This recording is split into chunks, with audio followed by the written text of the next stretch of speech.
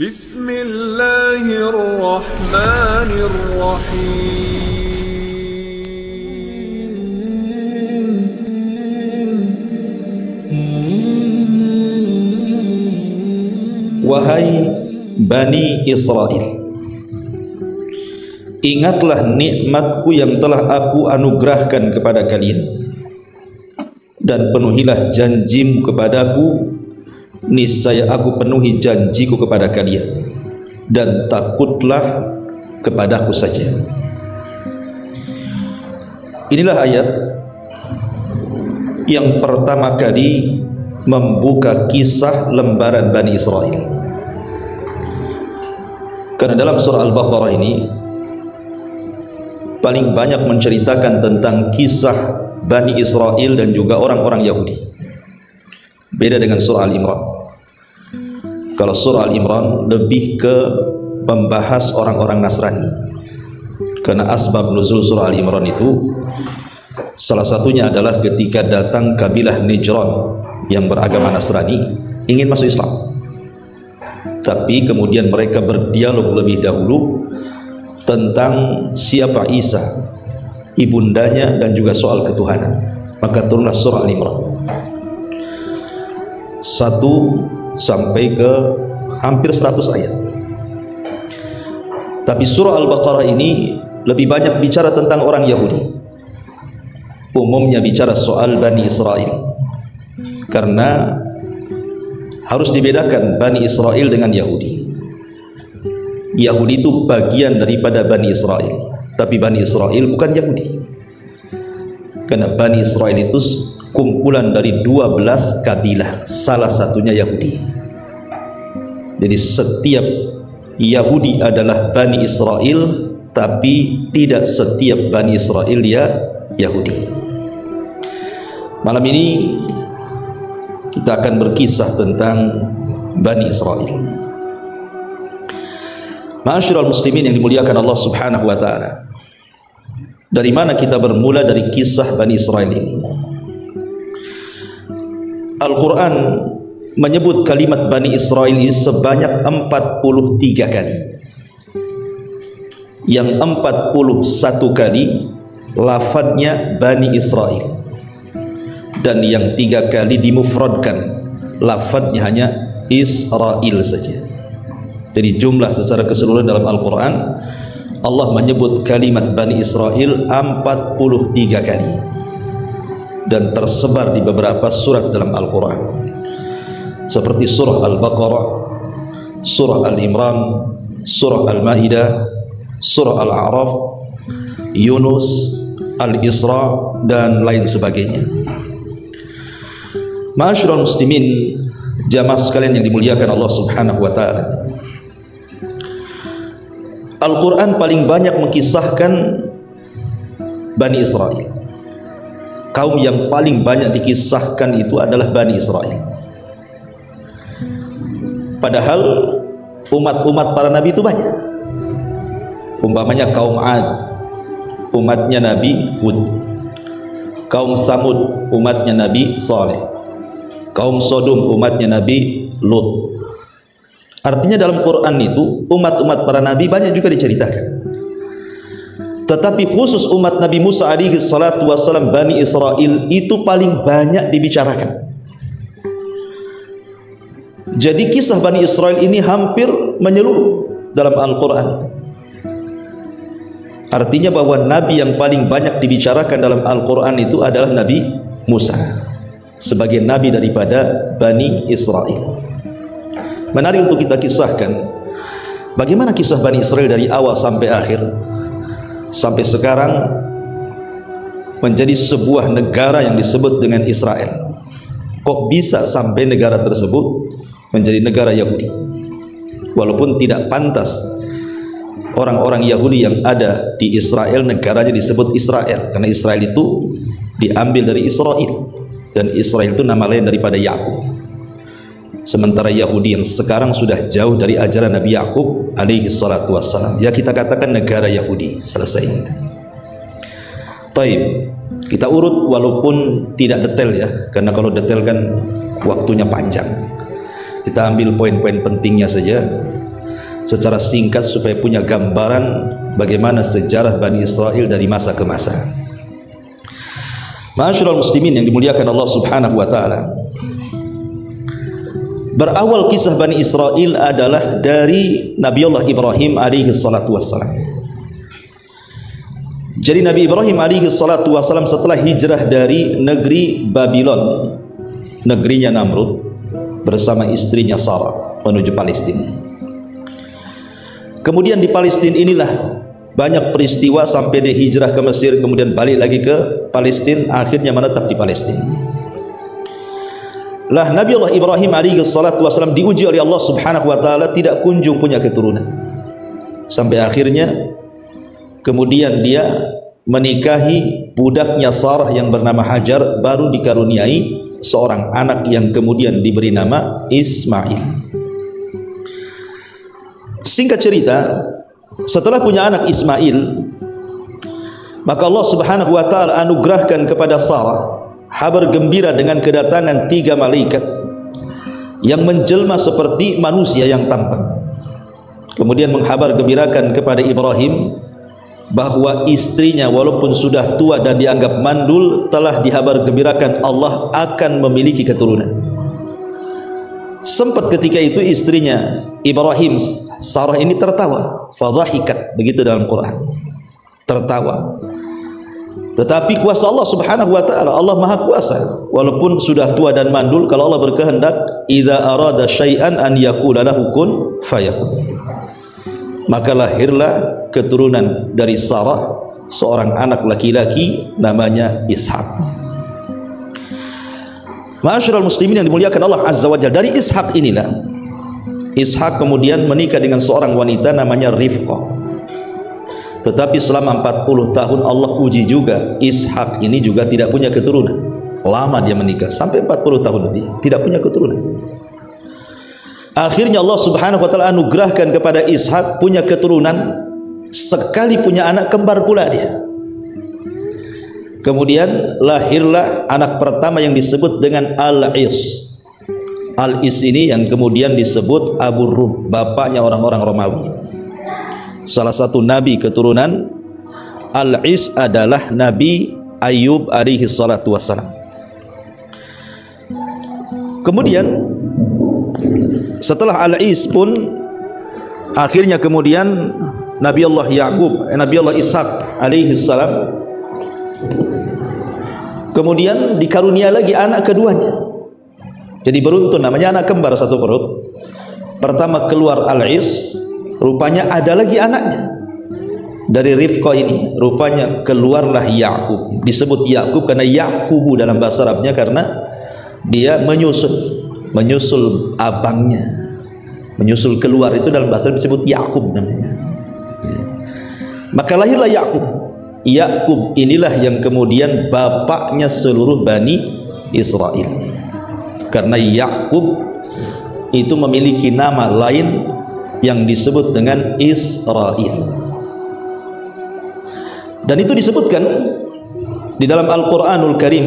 Allah mengatakan dalam surah Ali Imran ayat 93, kullu ta'ami kana hillal li bani Israel illa ma harrama Israilu ala nafsi min qablu an tanzilat Taurah qul fa'tu bit Taurati fatluha in kuntum shadiqin. Semua makanan adalah halal bagi Bani Israel melainkan makanan yang diharamkan oleh Israel, maksudnya Ya'qub, untuk dirinya sendiri sebelum Taurat diturunkan. Katakanlah jika kamu mengatakan ada makanan yang diharamkan sebelum turun Taurat, maka bawalah Taurat itu lalu bacakan jika kalian memang orang-orang benar.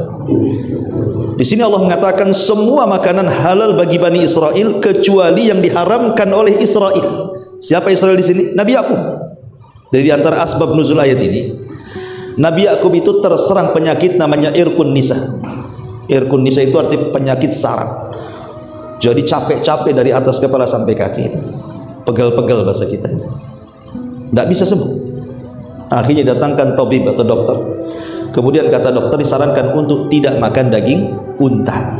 Sejak itu Nabi Ya'qub mengharamkan memakan daging unta. Nabi Yakub mengharamkan bagi dirinya memakan daging unta karena faktor kesehatan. Tapi kemudian seluruh anak-anaknya juga ikut-ikut mengharamkan memakan daging unta. Padahal tidak ada halangan bagi mereka kan? Karena ihtiram kepada ayahnya, mengharamkan tidak mau makan daging unta. Ikut-ikut pula anak-anaknya. Sejak itu dari kebiasaan turunan daripada Yakub, mereka tidak mau makan daging unta dan mereka haramkan. Mereka tidak tahu bahwa Yakub tidak mau makan daging unta itu karena faktor kesehatan.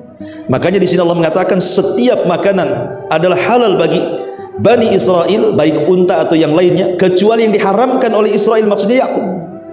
Itu sebelum diturunkan Taurat. Tapi setelah diturunkan Taurat tidak ada yang mengharamkan unta. Tapi Bani Israel menganggap bahwa daging unta itu haram bagi mereka. Kemudian mereka mereka bahwa itu ada dalam Taurat. Makanya Allah mengatakan kalau memang ada dalam Taurat, datangkan Taurat itu. Bacakan di mana itu keharaman daging unta ini kalau kalian termasuk orang-orang yang benar. Syahidnya di sini kalimat kecuali yang diharamkan Yakub atau Israel. Maka Yakub itu nama lain daripada Israel. Berarti turunan Yakub disebut Bani Israel. Baik, sampai di sini paham? Lanjut. Ma'asyiral muslimin yang dimuliakan Allah Subhanahu wa taala. Lah kemudian Yakub dari Palestina hijrah ke Haran di Irak sana, berjumpa dengan pamannya namanya Laban. Karena ada perselisihan antara dia dengan Al-Is abangnya, maka dia pun hijrah dari Palestina ke Haran, bekerja menjadi penggembala kambing kepada pamannya namanya Laban. Laban ini punya dua putri, satu namanya Rahil dan yang kedua namanya Lia. Rahil dan Lia. Rupanya Yakub ini jatuh cinta dengan Rahil, kemudian meminta kepada Laban supaya menikahi Rahil. Tapi pamannya Laban mengatakan, boleh kau menikahi putriku, tapi syaratnya kau bekerja 7 tahun kepadaku, baru setelah 7 tahun kau nikah dengan dia. Akhirnya demi mengejar wanita, laut seberang, gunung kudaki, kan gitu bahasanya ya. Dia pun bekerja selama 7 tahun. Setelah jatuh tempo mau menikah dengan Rahil, tiba-tiba Laban tidak merestui pernikahan Yakub dengan Rahil, malah ditawarkan kakaknya Lia. Alasannya apa? Karena di zaman itu ada syariat tidak boleh menikah dengan adik kalau kakak belum menikah. Dan syariat itu juga rupanya ada di sebagian daerah kan. Kalau kakaknya belum nikah, tidak boleh adiknya nikah. Nah, rupanya ini juga syariat zaman dulu tuh, masih dipakai zaman sekarang. Padahal syariat itu sudah diubah dengan syariat Islam, masih juga dipakai adat gitu ya. Akhirnya dengan terpaksa walaupun tidak cinta, Yakub menikah dengan Lia. Kemudian dia ngomong lagi sama pamannya, aku kan pengen Rahil, masa kau nikahkan aku dengan dia? Kata pamannya, nggak apa-apa, kau ingin Rahil, kau harus bekerja lagi 7 tahun lagi, 14 tahun baru dia mendapatkan wanita idamannya. Di zaman itu belum diharamkan berpoligami dengan menggabungkan 2 saudari, tapi dalam Islam tidak boleh berpoligami dengan menggabungkan 2 saudari. Dalam Islam tidak boleh, kecuali kalau meninggal, seperti Utsman ibn Affan menikah dengan Ruqayyah putri Nabi. Kemudian putri Nabi Ruqayyah meninggal, baru dinikahkan oleh Rasul dengan adiknya Ummu Kulthum. Artinya setelah meninggal nggak apa-apa, tapi kalau masih hidup tidak boleh menggabungkan. Tapi syariat dulu boleh. Yakub pun punya 2 istri dari 1 ayah kan, Rahil dan Lia. Akhirnya kemudian Allah Subhanahu wa taala takdirkan dari Lia inilah lahir beberapa putra. Pertama Ruben. Ingat ya, kisah Nabi, kisah Bani Israel itu kebanyakan diambil dari perjanjian lama dan perjanjian baru, dari Taurat dan Injil. Sebab setelah wafatnya Musa, Quran tidak pernah menjelaskan. Hadis-hadis juga tidak ada menjelaskan kisah bagaimana kelanjutan kisah Bani Israel. Sehingga referensi kita itu hanya bisa mengambil dari kisah-kisah Israiliyah. Yang bertentangan kita buang, yang tidak bertentangan kita tidak benarkan secara mutlak, dan kita tidak mendustakan secara mutlak. Yang jelas Rasulullah SAW mengatakan, hadithu am Bani Israel wala haraj. Tidak mengapa ceritakan tentang kisah Bani Israel selama tidak bertentangan ya. Jadi dari Lia ini lahirlah 1 Ruben, yang kedua Syamun, yang ketiga Lawi, yang keempat Yahuda atau nanti turunnya disebut Yahudi, kemudian Yasakir, kemudian Zabulun. Zabulun ini 5 putra berarti ya, Ruben, Syamun, Lawi, Yahuda, Yasakir, Zabulun. Dari Lia. Allah takdirkan Rahil ini tidak kunjung punya anak. Akhirnya kemudian dia hadiahkan, dia punya budak si Rahil ini, namanya Bilha, dihadiahkan kepada suaminya, gauli budaknya. Rupanya dari budaknya ini punya anak pula, dan kemudian Naftali, dan Naftali.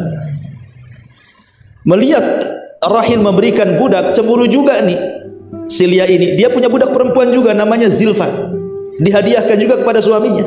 Dari Zilfa ini lahirlah Jad dan juga Al-Ashakir. Jadi dari 2 budaknya 4 orang, sama-sama punya 2 anak.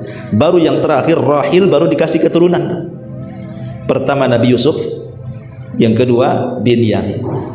Berarti secara keseluruhan putra Yakub itu dari 2 istri sah dan dari 2 budaknya menjadi 12 anak. Lah 12 anak inilah yang kemudian cikal bakal 12 kabilah Bani Israel yang kita akan ceritakan. Ya. Ma'asyiral muslimin yang dimuliakan Allah Subhanahu wa taala. Ada sebagian ahli tafsir seperti Al-Qurtubi dan juga yang lainnya mengatakan, dari 12 putra Yakub ini, contohnya dari putra Yakub yang ketiga namanya Lawi. Dari Lawi inilah banyak menurunkan para nabi. Di sana ada Nabi Musa, kemudian Harun, kemudian Ilyas, kemudian Zakaria, kemudian Yahya, kemudian Samuel, dan begitu seterusnya. Pokoknya garis keturunan para nabi itu kebanyakan dari Lawi putra Yakub. Itu melahirkan para nabi itu turunannya, Lawi ini. Kemudian dari putra Yakub yang kedua, yang keempat namanya Yahuda. Nanti turunannya disebut Yahudi yang kita ceritakan ini. Kebanyakan turunannya banyak jadi raja. Tapi ada juga yang menggabungkan antara raja dan juga nabi, seperti Nabi Daud. Itu kan menggabungkan nabi dan raja. Kemudian Sulaiman, itu menggabungkan nabi dan raja. Itu turunan Yahuda. Kemudian dari putra Yakub yang ke-11 Nabi Yusuf. Nabi Yusuf, ada yang mengatakan bahwa dari Nabi Yusuf juga menurunkan nabi yang lainnya seperti Nabi Yusa ibn Nun dan juga Nabi Ilyasa. Itu turunan Yusuf tuh.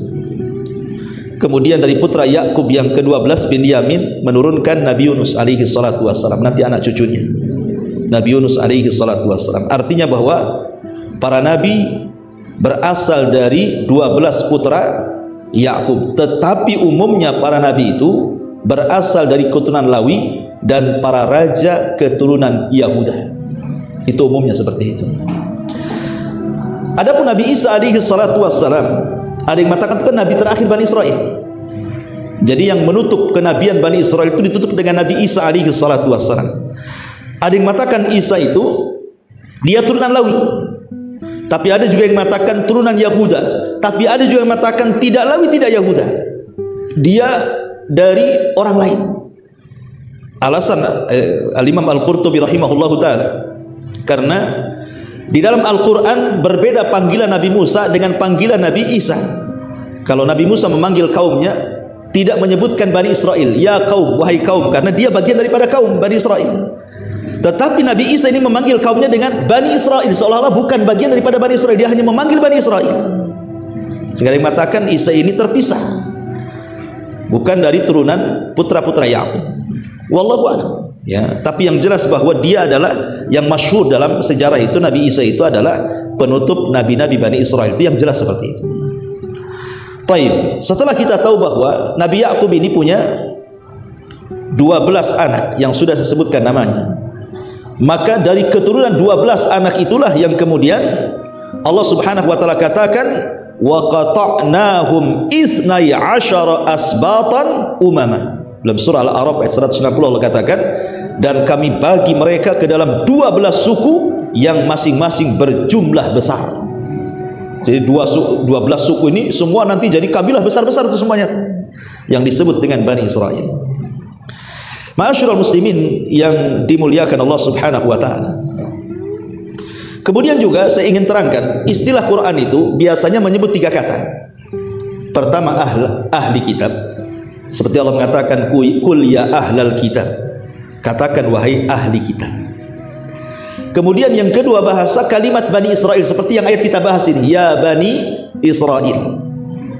Kemudian juga terkadang disebutkan kalimat Yahudi. Ya, Allah Subhanahu wa taala memanggil mereka dengan sebutan Yahudi. Apa bedanya nih 3 kata ini? Ahli kitab, Bani Israel, Yahudi. Kalau disebut ahli kitab, berarti hendak menjelaskan 2 agama. Pertama Yahudi dan yang kedua Nasrani. Kalau disebut ahli kitab berarti tertuju kepada 2 agama, Yahudi dan Nasrani.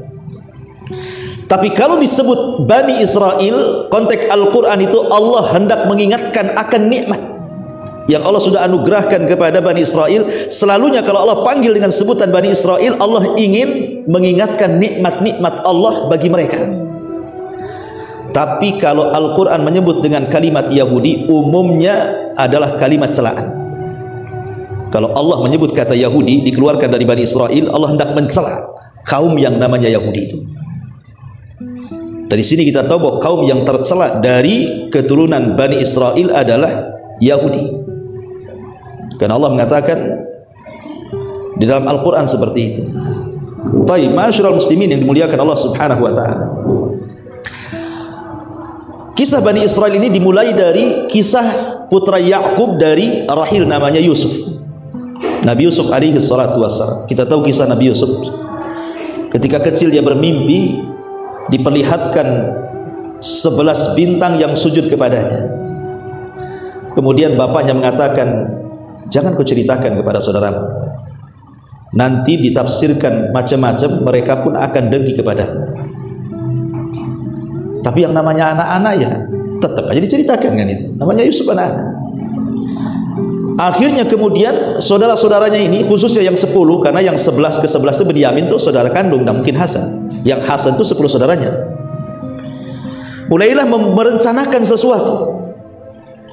Karena Nabi Yusuf itu memang anak yang paling dicintai Yakub di antara anak-anak yang lainnya. Tentu ada alasan kenapa Yakub lebih mencintai Yusuf dibandingkan yang lainnya.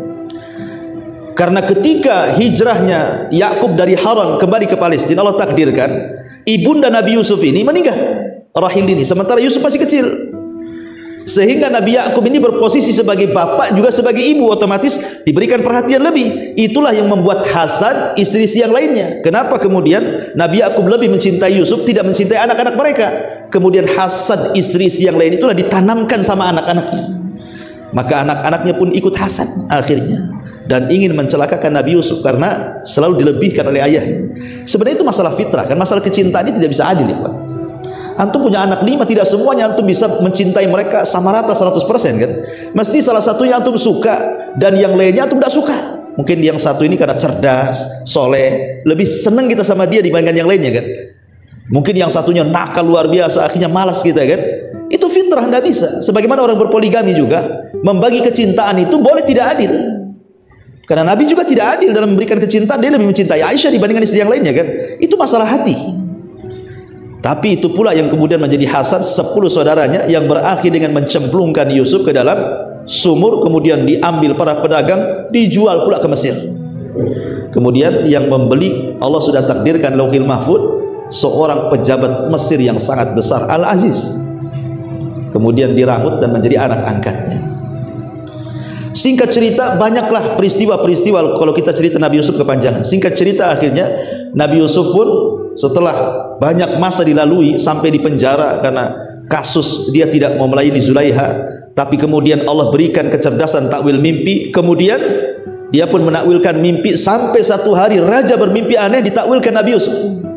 Disitulah kemudian Nabi Yusuf menawarkan diri untuk mengikuti alur mimpinya. Jadilah dia bendaharawan Mesir ketika itu, ekonom ya, yang akan membangkitkan ekonomi Mesir. Intinya Yusuf jadi orang nomor 2 di Mesir setelah Fir'aun Mesir. Tapi Fir'aun Mesir bagus di zaman Nabi Yusuf. Fir'aun yang jahat itu di zaman Nabi Musa ya. Jadi kaum Hekos itu, kaumnya Fir'aun di zaman Nabi Yusuf itu baik. Yang tidak baik itu adalah kaumnya siapa? Fir'aun di zaman Nabi Musa alaihi salatu wassalam ya. kaum Kipti namanya. Dan kaum Kipti ini juga yang kemudian mengalahkan kaum Hekos, Fir'aunnya di zaman Nabi Yusuf, akhirnya berkuasa. Ya, dengan sebab itulah mereka memperbudak Bani Israel. Singkat cerita, akhirnya kemudian setelah kemudian Yusuf pun memboyong semua keluarganya dari Palestina ke Mesir, maka keluarga Nabi Yusuf tinggal di Mesir. Akhirnya berkembang biak turunan-turunannya itu anak-anak Yakub. Disitulah kemudian terkenal menjadi perkampungan pertama Bani Israel di zaman Nabi Yusuf. Dan itu sampai bertahun-tahun, sampai Nabi Yusuf meninggal dunia.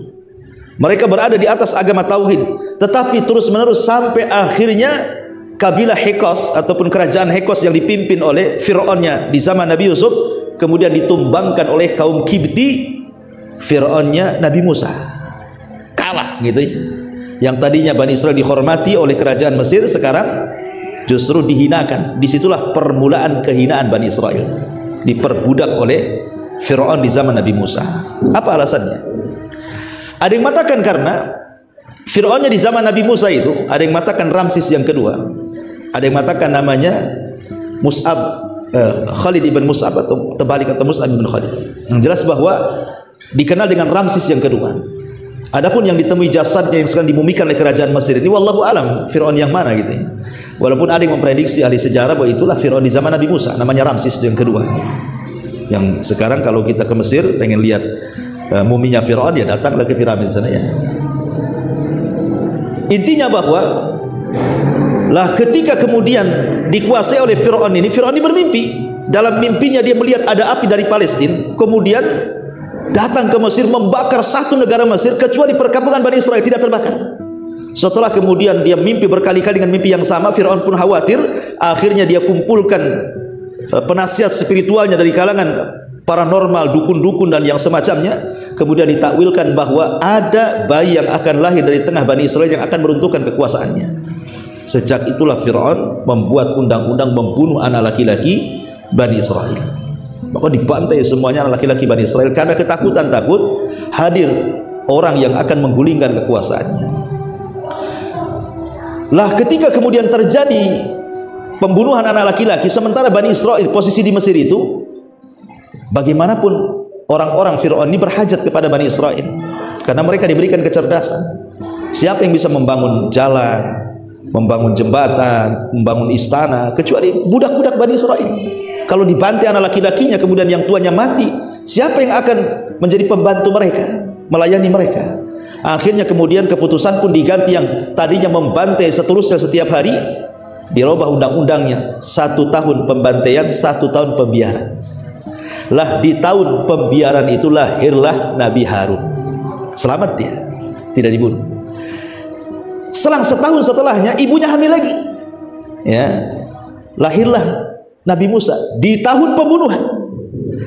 Makanya kemudian Allah Subhanahu wa taala sudah membuat siasat gitu ya. Karena semua atas takdir Allah Subhanahu wa taala, ketika lahir Nabi Musa oleh ibunya disembunyikan. Tapi karena takut, akhirnya dia pun diletakkan di sebuah tabut kotak. Kemudian kotak itu ditali dan dihanyutkan. Setiap mau makan atau menyusui ditariklah kotak itu. Kemudian Musanya diletakkan di situ.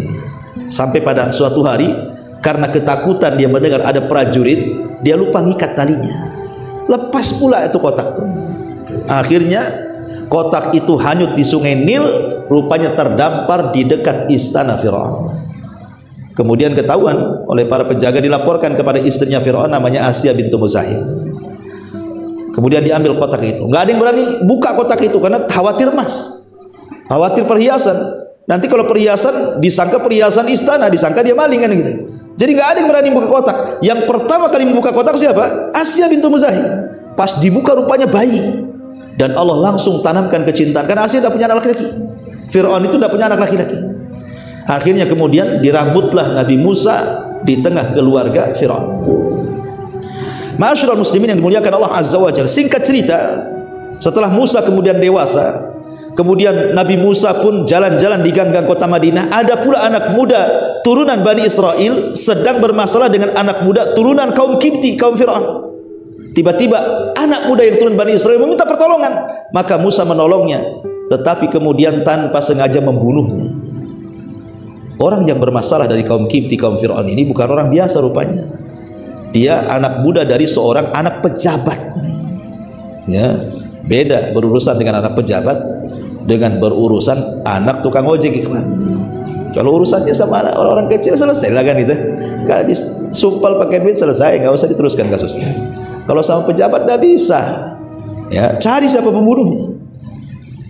Maka ketika itu belum ada yang ketahuan siapa pembunuhnya. Masalahnya Musa lewat lagi di satu hari, rupanya anak muda yang ditolong itu bermasalah lagi. Memang tukang masalahnya anak muda ini, yang Bani Israil.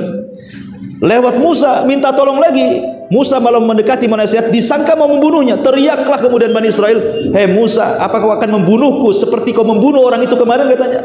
Orang-orang tahu siapa pembunuhnya sekarang. Maka sampailah di telinga Fir'aun, pasukan pun dikerahkan untuk menangkap Musa. Tapi Musa diberikan nasihat oleh orang yang bijak supaya cepat pergi. Maka berangkatlah Musa ke Madian. Kemudian 20 tahun di Madian sampai dia menikah dan punya anak. Kemudian setelah 20 tahun balik lagi ke Mesir. Rupanya di tengah jalan dia mendapatkan pohon zaitun penuh dengan api.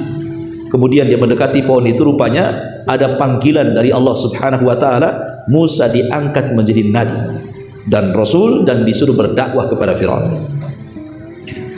Maka pulanglah dia ke Mesir. Betul-betul dia berdakwah kepada Firaun. Banyak persoalan di situ. Ya, dan banyak mukjizat yang Allah anugerahkan kepada Musa. Tapi Fir'aun pun tak kunjung kemudian mau menerima dakwah Nabi Musa. Justru yang ada tagha, malah melampaui batas sampai menantang duel dengan tukang sihir.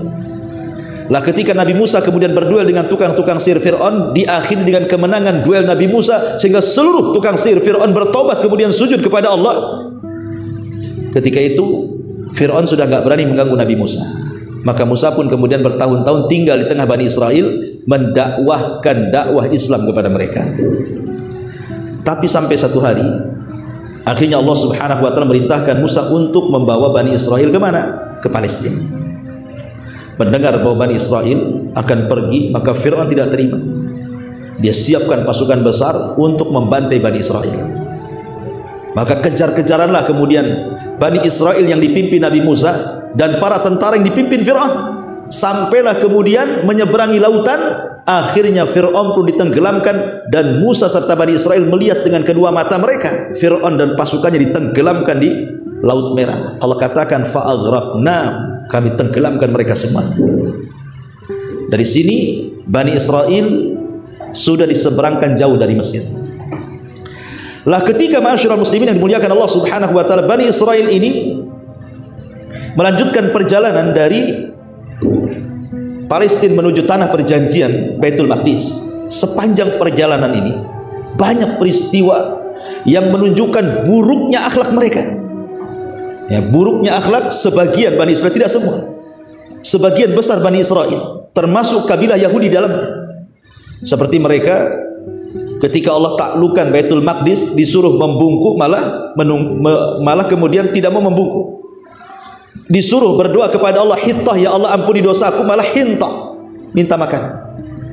Belum lagi kemudian Bani Israel ini mereka membangkang kepada Nabi Musa alaihi salatu wasallam di banyak hal, mengeluh, menuntut, sampai banyak mukjizat Allah tampakkan kepada mereka, tidak sadar-sadar juga Bani Israel ini.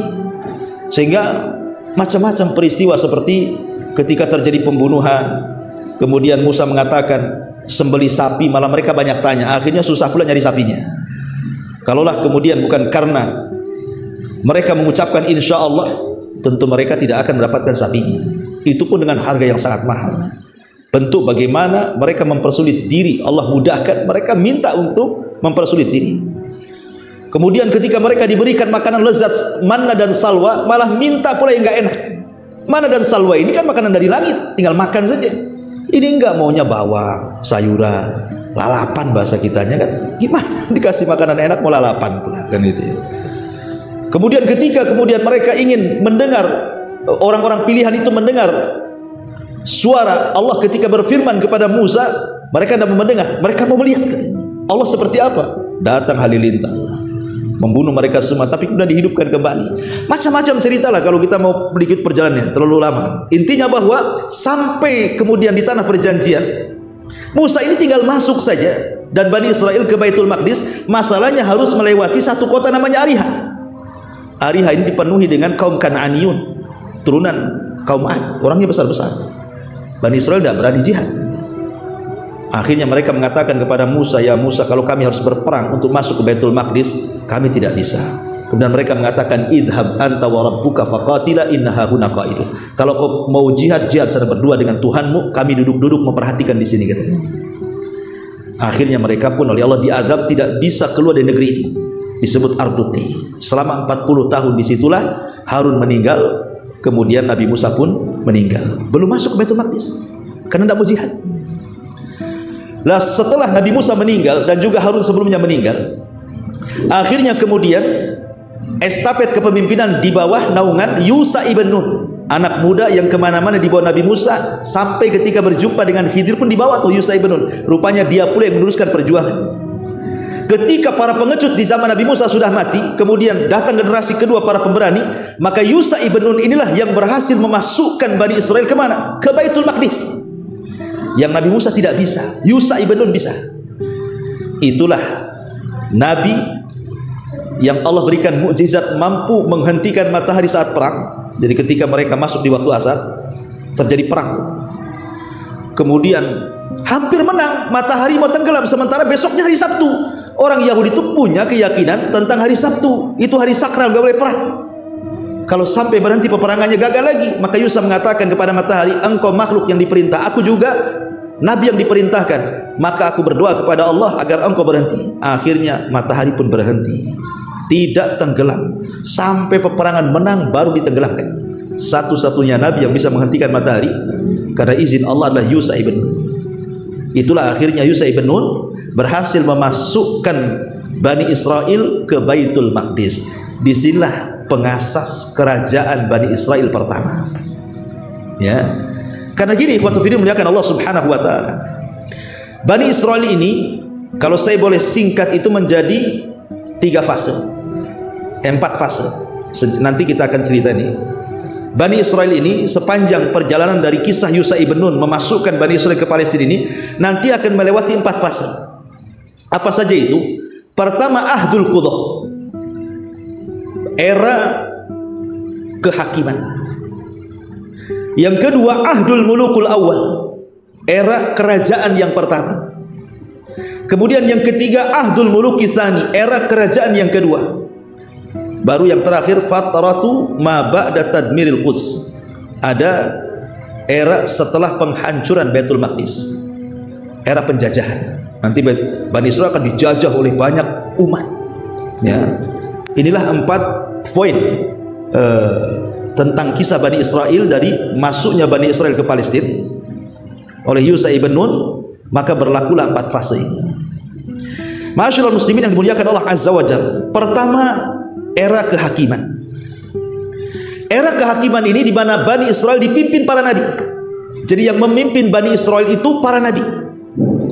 Dan yang pertama adalah Yusha ibn Nun yang memimpin mereka. Makanya di dalam Injil, dalam perjanjian lama itu, di situ ditulis tentang kitab hakim-hakim namanya. Di mana hakim-hakim ini maksudnya para nabi, itulah yang memerintahkan 12 kabilah dari turunan Yakub yang disebut Bani Israel tadi. Jadi dipimpin para hakim, dipimpin para nabi. Ada yang mengatakan sekitar 350 tahun, ada yang mengatakan sekitar 1000 tahun dipimpin para nabi. Ya. Ma'asyiral muslimin yang dimuliakan Allah Subhanahu wa taala, sampai pada waktunya, karena banyaknya penyimpangan, banyaknya pertikaian, banyaknya kekufuran, banyaknya permusuhan antar kabilah dari 12 kabilah itu. Jadi susah untuk disatukan. Ya. Belum lagi kemudian mereka berani kepada para nabi. Makanya Bani Israel itu dikenal sebagai pembunuh para nabi. Pokoknya datang nabi saja tidak cocok dengan hawa nafsunya, dibunuh tuh. Itu diantara peranginya orang-orang Yahudi Bani Israel itu. Pokoknya tidak cocok saja nabi, bunuh. Sampai satu hari itu ada 70 nabi dibantai mereka. Sehingga sulit untuk disatukan. Sangat sulit untuk disatukan. Dari situlah kemudian mereka pun meminta supaya nabi yang terakhir yang memimpin mereka namanya Samuel, meminta kepada mereka, kami tidak mau dipimpin para nabi, tapi kami mau dipimpin seorang raja. Karena ketika itu banyak pertikaian, permusuhan sehingga melemahkan Bani Israel, dan mereka diserang oleh kaum dari luar, oleh tentara Jalut. Ya. Karena mereka kemudian dijajah oleh orang luar sehingga mereka bercerai-berai. Akhirnya mereka minta kepada Nabi Samuel untuk diangkat seorang raja yang kuat bisa mengalahkan Jalut. Samuel pun kemudian memberikan solusi kepada mereka bahwa ada anak muda tapi miskin, namanya Tolut. Mau kalian jadi, saya tunjuk Tolut. Mereka nggak mau karena Tolut orang miskin. Kami loh orang banyak orang kaya, kenapa mesti dia, katanya. Tetapi kata Nabi Samuel, walaupun demikian Tolut itu dilebihkan kemampuan, pengetahuan dan juga fisik. Kemudian akhirnya malaikat pun yang tabut yang tadinya diambil oleh Jalut diambil lagi oleh malaikat, kemudian diserahkan kepada Tolut. Dari situlah Bani Israel setelah mengetahui tabut ada di tangan Tolut, baru mereka mengakui Tolut sebagai raja mereka, karena mereka meyakini kalau tabut berada di tengah-tengah mereka, setiap peperangan menang. Tabut itu kotak yang dulu Musa diletakkan di situ, dihanyutkan. Lah itu tabut namanya. Kotak itu berisi tongkatnya Nabi Musa, bajunya Nabi Musa, peninggalan Nabi Harun ada di kotak itu. Dan mereka yakini siapapun yang berperang membawa kotak itu menang. Lah Tolut sekarang punya kotak itu yang tadinya direbut Jalut, diambil malaikat, diserahkan ke Tolut. Akhirnya mulailah mereka berjihad bersama Tolut melawan Jalut. Ya. Dibawalah pasukan besar, ribuan. Tapi kemudian diuji ketika melewati sungai, jangan minum banyak-banyak, malah minum banyak-banyak. Rupanya yang tersisa dari pasukan itu cuma 314 orang. Lah di antara pasukan itu ada yang paling muda namanya Daud. Perang di zaman itu kan tidak langsung perang, ada sistem mubarozah namanya, sistem adu tanding. Mana jagoanmu? Ini jagoan gua. Rupanya Jalut sendiri jagoannya, menantang tentara Tolut. Tidak ada yang berani melawan Jalut. Siapa yang berani melawan Jalut? Ya, pegulat hebat, pembunuh, takutlah tentaranya Tolut. Akhirnya Tolut mengiming-imingi siapa yang bisa mengalahkan Jalut, dia akan menikah dengan putriku dan akan mewarisi tahtaku. Tidak ada juga yang mau. Ya, buat apa menikahi putrinya kemudian mewarisi tahtanya kalau harus mati pula di tangan Jalut? Kalau mati kapan nikahnya? Mati lawan Jalut. Ya. Tapi Nabi Daud ini memang sudah Allah takdirkan, yang paling kecil, yang paling muda dia berani. Karena Daud itu diberikan keahlian suka melempar ketepel serigala yang hendak memangsa kambing-kambingnya, dan selalu tepat dan mati. Jadi dia pelempar batu. Sekali dilempar batu saja kena kepalanya, matilah si Jalut itu. Akhirnya bertakbir tentara Tolut dan bisa mengalahkan tentara Jalut. Ya. Sejak itulah kemudian Nabi Daud menikah dengan salah satu putri Tolut. Lah karena Daud semakin dikenal oleh masyarakat, Tolut ini hasad, berusaha ingin membunuh Nabi Daud gitu ya. Jangan sampai kemudian diserobot kekuasaannya kan itu. Karena kalau orang berkuasa untuk jatuh itu sulit, ikhwan. Sangat sulit. Orang kalau sudah berkuasa kemudian diberhentikan kekuasaannya udah bisa. Harus ada 7 periode, 8 periode lagi ke depannya kan itu. Kalau bisa kan itu. Karena namanya sebuah kekuasaan itu sebuah kehausan. Haus orang itu kalau jabatan itu mau fitnah. Sama dengan harta juga fitnah. Sudah dapat yang diinginkan, pengen lagi hartanya. Sudah dapat dengan pengen lagi, tuh seperti itu. Jabatan juga sebegitu. Kalau bisa jangan dihentikan sampai mati. Lah Tolut itu seperti itu. Hasad kepada Daud, padahal itu menantunya kan begitu ya. Tapi di ujung hayat Tolut pun kemudian taubat, mengakui kesalahannya. Ketika Tolut meninggal, maka sebagaimana janjinya Daud harus jadi raja. Maka inilah berubah dari era kenabian menjadi era kerajaan. Dimulai daripada Tolut, kemudian Daud. Dan Daud ini satu-satunya yang menggabungkan dua karunia Allah di tengah-tengah Bani Israel. Pertama, dia seorang raja plus juga nabi. Hampir tidak ada kalau Bani Israel nabi ya nabi saja, raja-raja saja. Dia pula menggabungkan tuh, raja plus nabi. Makanya kekuasaan Nabi Daud kuat sekali. Bani Israel suka dengan Nabi Daud. Tidak ada yang mencela Nabi Daud. Biasanya kalau datang Nabi bunuh, datang Nabi bunuh. Enggak. Satu Bani Israel cinta dengan Nabi Daud. Barulah Bani Israel itu jadi kuat di tangan Daud alaihi salatu wassalam. Tapi sayang Daud pun harus meninggal. Kemudian tahta turun kepada Nabi Sulaiman. Lebih kuat lagi Bani Israel. Karena Nabi Sulaiman Allah berikan mukjizat yang tidak diberikan kepada para nabi yang lain. lebih hebat lagi Bani Israel. Masalahnya ketika kemudian Nabi Sulaiman meninggal dunia, maka inilah yang terjadi, mulailah melemah Bani Israel. Maka masuk era yang ketiga, era kerajaan kedua. Karena ketika itu Nabi Sulaiman ini kan mewarisi tahtanya kepada anaknya namanya Ruhbuam ibn Sulaiman. Ruhbuam ibn Sulaiman ini yang mewarisi tahta ayahnya Nabi Sulaiman. Masalahnya dia tidak sekuat bapaknya. Tidak sekuat bapaknya, tidak disukai oleh beberapa kabilah Bani Israel. Akhirnya pecahlah Bani Israel menjadi dua kerajaan. Ya. Lah putra Sulaiman, Ruhbuam ibn Sulaiman ini hanya didukung dua kabilah. Ada yang mengatakan yang mendukung dua kabilah. Pertama, kabilah Yahuda. Itulah yang mendukung. Dan yang kedua, kabilah Binyamin. Jadi hanya dua saja, kabilah Binyamin dan kabilah Yahuda yang mendukung putra Sulaiman ini, Ruhbuam ibn Sulaiman ini. Sementara 10 kabilah ini tidak mendukung, buat kerajaan sendiri yang dipimpin oleh Yurbuam ibn Nubat. Yurbuam ibn Nubat itulah raja yang kedua. Jadi kalau Ruhbuam ibn Sulaiman ini dia mendirikan kerajaan yang disebut dengan kerajaan Yahudi. Kerajaan Yahudi yang ibu kotanya Yerusalem. Ya. Ada yang mengatakan begitu. Jadi kerajaan Israel atau kerajaan utara itu dipimpin oleh Yurbuam bintu Nubat dari 10 suku atau 10 kabilah dengan Samaria sebagai ibu kotanya. Tetapi kerajaan Yahuda atau kerajaan selatan, ibu kotanya Yerusalem, itulah yang dipimpin oleh putra Sulaiman, Ruhbuam ibn Sulaiman. Berarti di sini ada utara, ada selatan. Ada kerajaan utara, ada kerajaan selatan. Lah, yang kerajaan selatan inilah yang dipimpin oleh putranya Sulaiman. Cuman 2 kabilah Yahuda dan Binyamin itu. Yang 10 kabilah itu dari utara tuh. Lah karena sudah pecah Bani Israel menjadi 2 kerajaan, masuklah pada era penjajahan. Karena melemah masalahnya, mereka sangat lemah sekali. Ya, saya simpulkan nih, baru kita jelaskan. Ya. Jadi era penjajahan ini pertama masuk orang-orang Asyuriyin. Asyuriyin ini orang-orang Babylon.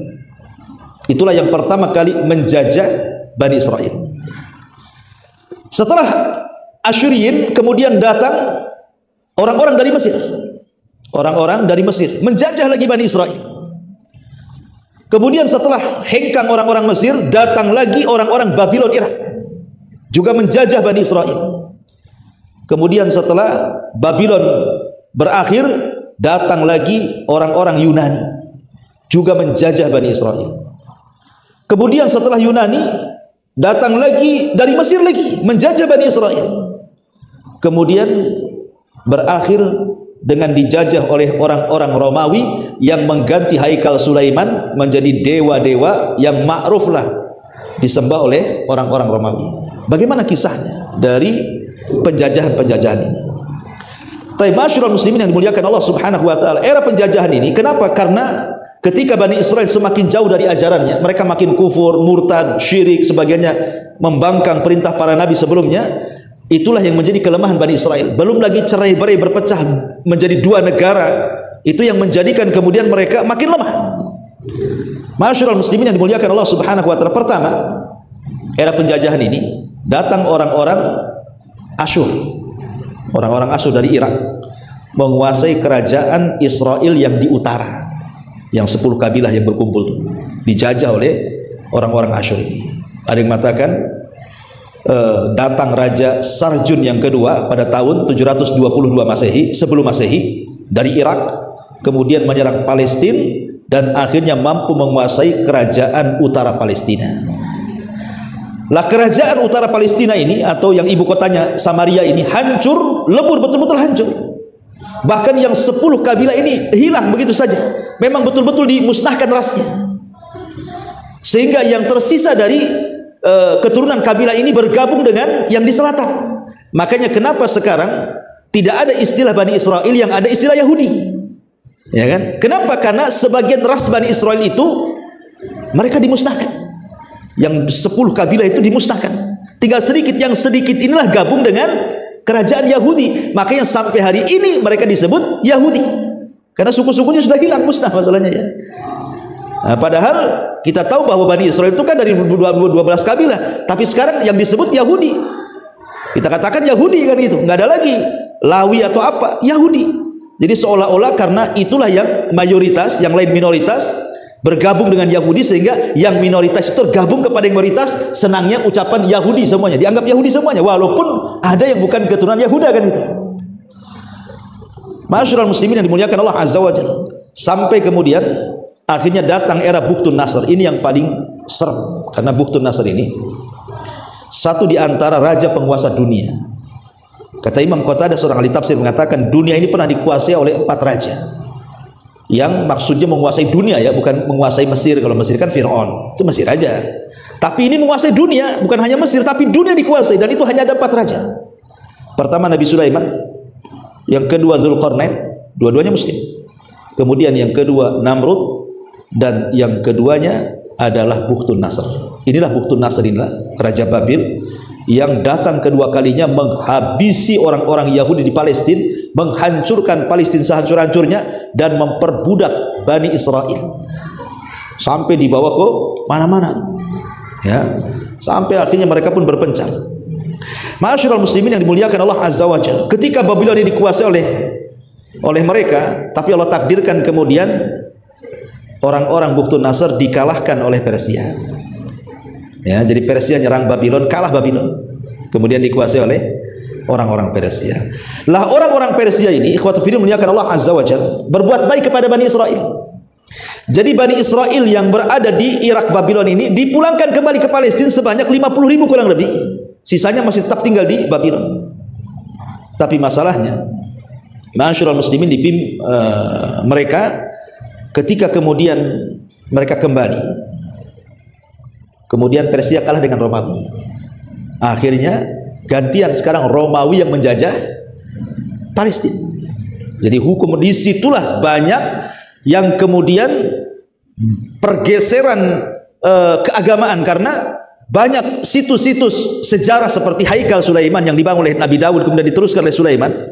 Haikal Sulaiman itu maksudnya pondasi Masjidil Aqsa, yang sekarang menjadi dongeng orang-orang Yahudi Palestina. Mereka sengaja mengorek di bawah Masjidil Aqsa untuk mencari Haikal Sulaiman tuh. Nanti kalau mau ketemu Haikal itu, maka masjid akan dirobohkan, kemudian mereka akan membangun Haikal itu, dan itulah puncak kejayaan Yahudi yang akan menguasai dunia. Ini dongeng mereka saja. Mereka hendak menguasai Aqsa sebenarnya, membuat cerita di situ ada Haikal Sulaiman, kata. Itu saja. Lah di zaman kerajaan Romawi, Haikal itu dihancurkan, kemudian diganti oleh patung Buddha, patung dewa-dewa orang-orang Romawi itu. Habis situs-situsnya tuh. Memang betul-betul Romawi merubah semua yang ada di situ. Tapi kemudian di zaman inilah lahir Isa bin Maryam. Ketika Romawi berkuasa kala itu, maka lahirlah Isa ibnu Maryam.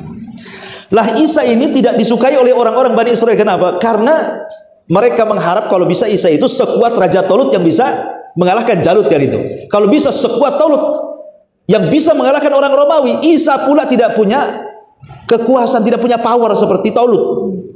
Karena memang Isa tidak ditugaskan, itu hanya berdakwah saja. Makanya banyak kemudian orang-orang Bani Israel mereka tidak ikut Isa. Kebanyakan mereka cenderung membenci Isa, terutama orang-orang Yahudi. Sementara yang banyak masuk ke dalam agama Nasrani itu justru orang Romawi. Makanya lihat orang Nasrani berkembang di Eropa kan. Ya, justru orang-orang Eropa yang banyak ikut Nasrani, karena Bani Israel sendiri mereka benci kepada Isa, sampai bekerja sama untuk membunuh dengan kerajaan Romawi. Kalau bukan karena Allah angkat ke langit, Isa sudah mati itu. Karena ini konspirasi orang-orang Yahudi dengan kerajaan Romawi supaya Isa itu dibunuh. Tapi Allah Subhanahu wa taala angkat ke langit. Ya. Lah saat peperangan antara Romawi dan Persia inilah, kemudian Bani Israel diperbudak lagi oleh Romawi. Sebagian mereka itu kan kemudian kemana-mana. Lah ada yang kemudian mereka hijrah atau mencari suaka, sampailah ke kota Madinah. Di situ ada kabilah Bani Quraidah, ada kabilah Bani Nadir, ada kabilah Bani Hunayqa kan itu, dan ada yang tinggal di Khaybar, macam-macam. Nah, itulah sejarahnya kenapa Yahudi bisa ada di Madinah di zaman Nabi. Karena ketika kalahnya Persia oleh Romawi, kemudian Romawi menguasai Bani Israel lagi, maka akhirnya mereka kemana-mana. Yahudi ini pencar ke sana kemari, sampailah ke kota Madinah dan Khaybar. Singkat cerita, ma'asyiral muslimin yang dimuliakan Allah Subhanahu wa taala, ketika era Isa sudah nggak ada lagi, ya, maka di tahun 135 Masehi setelah lahirnya Isa bin Maryam, orang-orang Yahudi melakukan pergolakan lain di zaman pemerintah Romawi pada masa Raja Romawi kala itu. Jadi mereka berusaha untuk, ya bahasa kita yang menggulingkan, tapi gagal. Berkali-kali mereka hendak memberontak kepada kerajaan Romawi, gagal terus. Sampai akhirnya mereka pun diusir dari Yerusalem. Sejak itulah akhirnya berakhirlah kerajaan Bani Israel. Setelah Isa diangkatnya, sudah tidak ada lagi kerajaan Bani Israel. Karena akhirnya di masa Nabi kan berpencar di mana-mana Yahudi, satu dunia.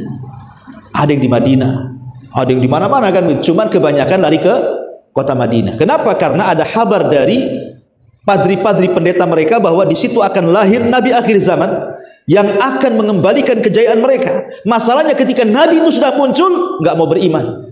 Kok nabinya orang Arab katanya? Yang kami inginkan itu Nabi turunan Bani Israel. Dari situlah mereka membenci kepada Rasul, memusuhi Rasul, sehingga tidak ada yang masuk Islam di zaman itu. Orang Yahudi kecuali bisa dihitung dengan jari. Beda dengan orang Nasrani, ribuan masuk Islam, tapi Yahudi tidak ada yang masuk Islam. Sampai akhirnya ma'asyiral muslimin yang dimuliakan Allah Azza wa Jalla, kehinaan demi kehinaan di zaman Nabi, sampai terusir mereka dari kota Madinah karena pengkhianatan orang-orang Yahudi kepada Nabi Shallallahu Alaihi Wasallam. Apakah kemudian kehinaan yang Allah timpakan kepada orang-orang Yahudi di masa sampai masa Nabi SAW diusir saja? Tidak. Bahkan setelah Nabi Shallallahu Alaihi Wasallam meninggal, dan Yahudi juga di mana-mana, ikhwatu fillah dimuliakan Allah Subhanahu Wa Taala. Kita tahu bahwa di zaman modern Yahudi juga tidak luput dari siksaan negara-negara. Contoh umpamanya di Eropa. Di Eropa, yang ketika itu Eropa di bawah kekuasaan Nasrani Inggris. Ya.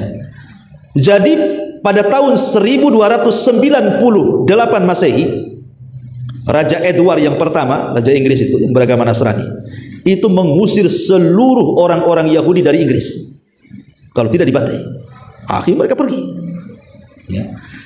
Kemudian di Perancis, ya, pada tahun 1582 Masehi, Raja Louis yang ke-9 juga sama menyiksa dan mengusir mereka semuanya dari Perancis. Tidak boleh ada orang Yahudi di Perancis. Kemudian juga dijelaskan, bukan hanya itu saja, para pendeta Katolik pada tahun 1540 Masehi, di mana di Italia membunuh orang-orang Yahudi dan mengusir mereka jangan sampai tinggal di Italia. Kemudian juga pada tahun 1842 Masehi dan juga 1902 Masehi, ini terjadi di Rusia, ya, ketika hakim kekaisaran Nasrani itu juga ribuan Yahudi dibunuh di Rusia. Kemudian di Jerman di masa Adolf Hitler, ya, bahkan jelas hampir tidak boleh di Eropa itu ada orang yang Yahudi hidup, dibantai oleh Hitler. Kemudian juga di Amsterdam juga sama, dibawa ke Jerman kemudian dibantai. Orang-orang Yahudi di Amsterdam itu dibawa ke Jerman kemudian dibantai. Kemudian begitulah, dan nanti di akhir zaman kita pun akan membantai mereka di akhir zaman. Kenapa? Karena ada hadis Nabi Shallallahu Alaihi Wasallam, la taqumus sa'ah hatta yuqatilal muslimun al yahuda. Tidak akan tegak hari kiamat sehingga kaum muslimin kelak akan memerangi orang-orang Yahudi. Fayaqtuluhum al muslimuna hatta yakhtabil yahud min wara'il hajari wasyajar. maka kaum muslimin akan memburu orang-orang Yahudi sehingga orang Yahudi bersembunyi di balik pohon dan batu. Kemudian batu dan pohon akan berbicara dan mengatakan, "Ya Muslim, ya Abdullah." Nih orang Yahudi di balik batu, di balik pohon, bunuh dia. Sehingga akan jadi bulan-bulanan kaum muslimin kelak di akhir zaman ketika terbunuhnya Dajjal di tangan Isa bin Maryam. Begitulah Allah hinakan orang-orang Yahudi karena kesombongan mereka kepada Allah, kesyirikan mereka, kekufuran mereka, pembangkangan mereka, pembunuhan kepada para nabi dan begitu seterusnya. Makanya Allah hinakan sepanjang zaman orang-orang Yahudi itu. Ya, ma'asyiral muslimin yang dimuliakan Allah Subhanahu wa taala, masalahnya bagaimana mereka bisa berkumpul kembali di Palestina di zaman sekarang? Kok bisa punya negara? Kan itu. Gimana ceritanya? Ma'asyiral muslimin yang dimuliakan Allah Azza wa Jalla, ada yang mengatakan pada tahun 1616 Masehi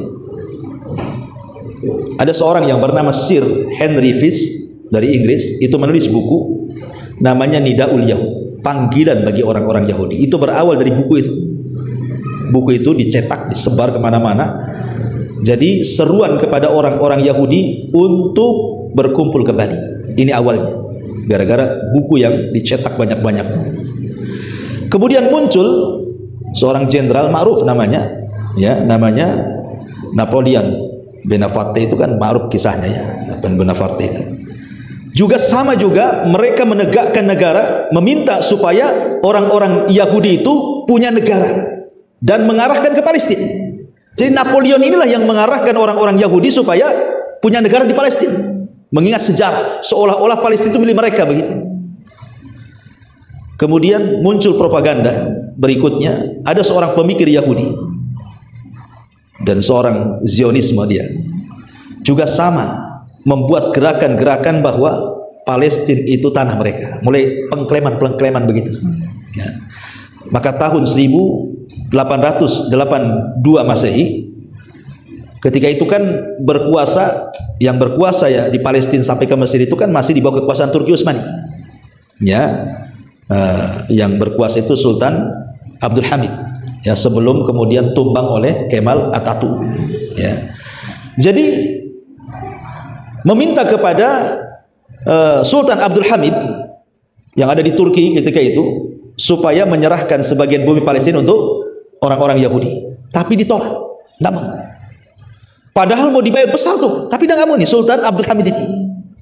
Sampai akhirnya kemudian mereka pun orang-orangnya dulu licik. Mereka mulai mengkader orang-orangnya sampai kemudian dimasukkan ke dalam tubuh Nasrani.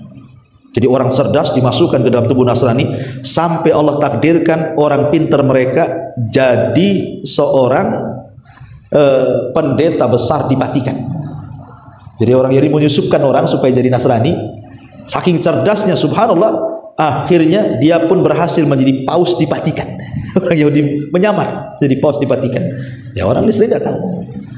Lah paus di Vatikan inilah kemudian mengadakan kongres kedua pada tahun 1963 Masehi, meminta keputusan bahwa orang-orang Yahudi tidak bersalah, seolah-olah dia mau menghapuskan soal pembunuhan kepada Isa, karena kan orang Yahudi menganggap mereka sudah membunuh Isa. Maka paus mengatakan bahwa Isa itu orang Yahudi dimaafkan. Itu maksudnya, supaya tidak ada permusuhan antara Yahudi dan Nasrani, didekatkan dulu dengan Nasrani. Tapi ingat Allah mengatakan tahsabuhum jami'an wa qulubuhum syatta. Kau lihat Yahudi Nasrani itu berkumpul jadi satu, tapi hati mereka itu bercerai-berai sebenarnya. Nampak saja orang kafir itu bersatu, hati mereka itu berpecah sebenarnya. Tapi itulah kelicikan orang-orang Yahudi. Sampai puncaknya ketika ada salah seorang di antara mereka menjadi paus di Vatikan itu, kemudian mereka pun menggalang dana besar-besaran, kemudian hendak meminta kepada Raja Turki Utsmani ini Abdul Hamid untuk membeli. Kalau tidak mau ngasih dibeli, tapi tetap tidak mau. Makanya kemudian membuatlah kerusuhan di Turki sampai pada akhirnya Sultan Abdul Hamid dilengsarkan. Kemudian berakhirlah kerajaan Turki Utsmani, dan ketika itu dikuasai oleh Mustafa Kemal Atatürk. Inilah yang kemudian mengasas Turki yang tadinya negara Islam, ya, berubah menjadi sekuler. Jilbab tidak wajib, tidak boleh. Bahasa Arab ditiadakan. Nama waktu-waktu sholat diganti dengan bahasa Turki. Makanya orang Turki nggak kenal sholat.